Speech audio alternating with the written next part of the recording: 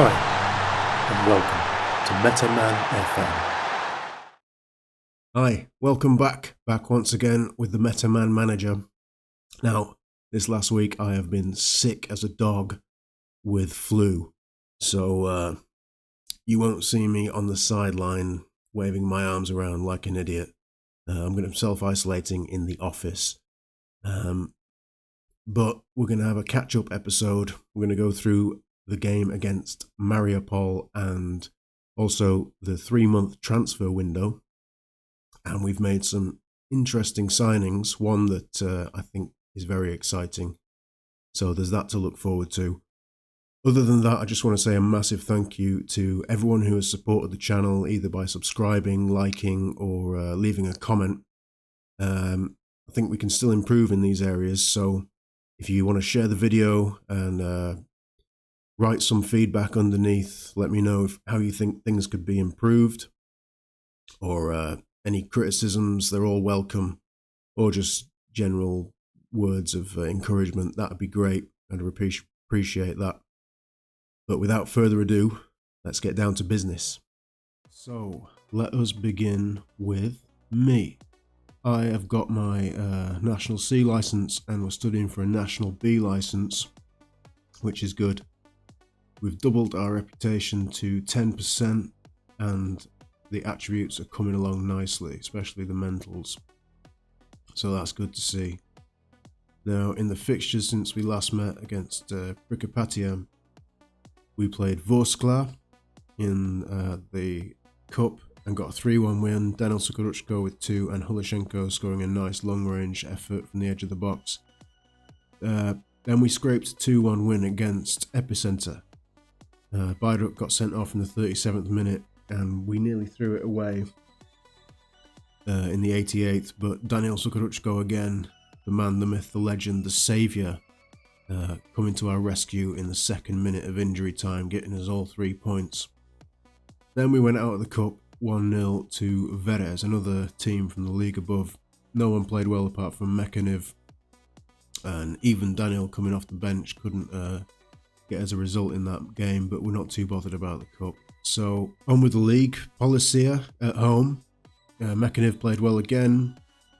We played alright in this game, except for the front three, Protsiv, Sukaruchko and Veklenko. They all let us down, 6.5, 6.1 and 6.4. So that was disappointing. Then Karpati. Mekaniv plays well again, and the front three don't. Protsiv, Sukaruchko, Veklenko, 6.4, 6.1 and 6.2. So I was getting a bit concerned at this point. Then Mariupol.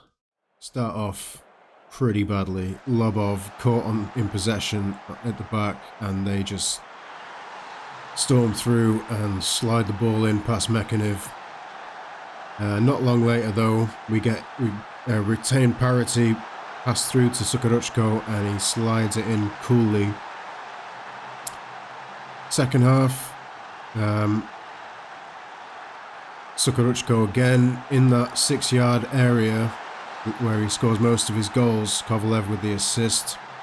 Gave away a penalty, back to 2-2.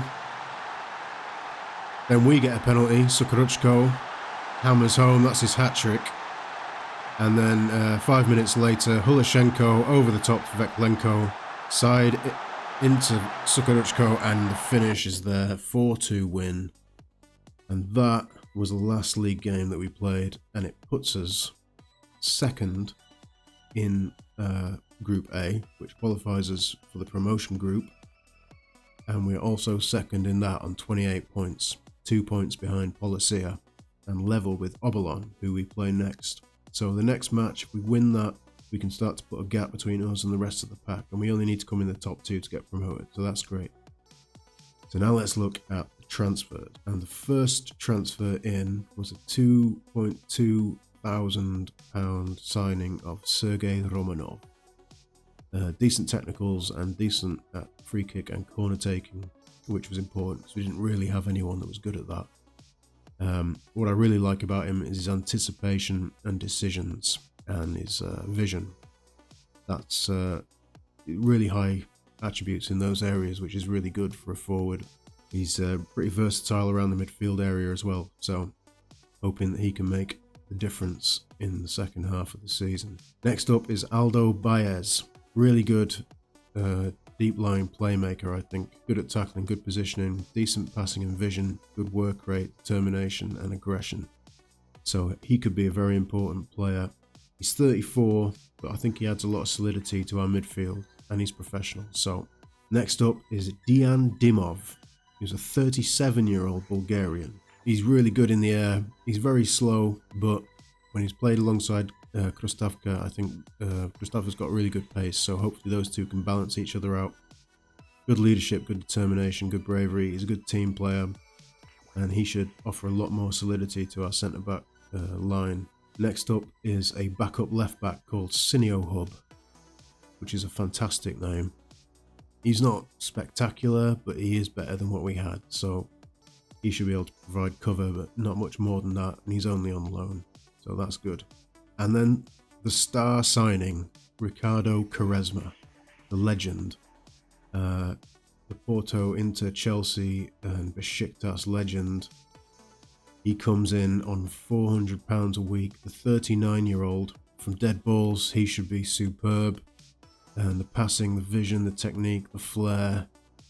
Okay, his physicals are a bit rubbish, but we're retraining him as an enganche, playing behind Sukaruchko, and he should be able to offer a threat to the opposition, which they have to deal with, and create space out wide, or maybe our wide players can create space for him.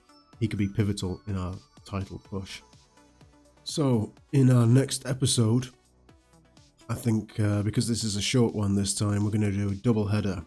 We'll kick off against Obolon, and then we'll also do Polisia, who are top of the league. So these are our two main contenders for promotion, and they're our next two games, which is a bit of a shame. I wanted to have the new signings a bit of time to bed in. We're not going to get that, but if we do get good results from those two games, then we're in a very good position for promotion. One thing that I'm a little bit concerned about is the fact that Daniel Sukaruchko is wanted by teams in the leagues above. We've set his transfer value at $250,000. He's only worth around 20k. And because of the financial situation of the club, I'm expecting the board to go over my head and accept derisible bids for him in the summer, which means we'll inevitably lose him. And if that happens, I won't want to be at Nyva anymore, and we'll be looking to move to a different team. So that will do for this episode. Sorry I wasn't able to do more, but things will be back to normal by the next episode. Please leave a like, subscribe if you haven't already, and leave a comment. Let me know if you like the video, or if there's an aspect of these videos that you think could be improved. I'd really like to hear about that. So, until next time, see you then.